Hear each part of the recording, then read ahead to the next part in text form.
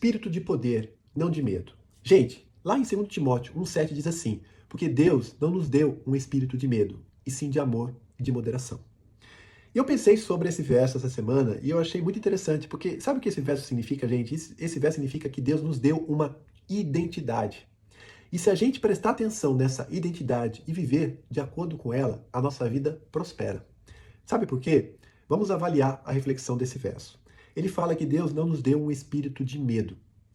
Ele nos deu um espírito do quê, gente? De poder. Um espírito de coragem. Por quê? Porque o medo nos paralisa. O medo, ele impede com que a gente avance. Mas quando a gente tem um espírito de poder, um espírito de coragem, a gente corre.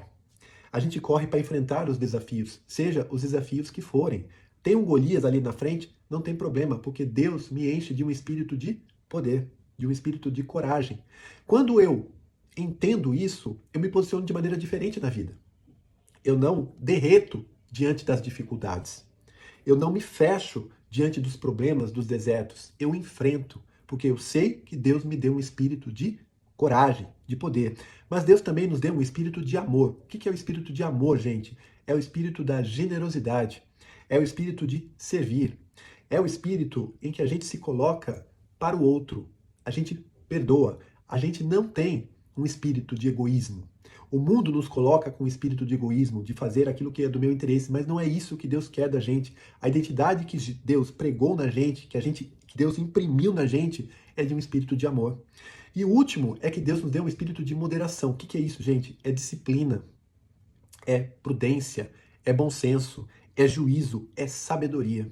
E olha que interessante, gente, se nós vivemos esses três pilares, o pilar do poder, da coragem, do amor e da moderação, eu tenho certeza que a gente avança, que a gente prospera, que a gente vai para os próximos níveis das nossas vidas. Mas o que a gente faz? A gente não vive espírito de coragem, a gente vive espírito de medo. A gente não vive espírito de amor, a gente vive espírito de egoísmo.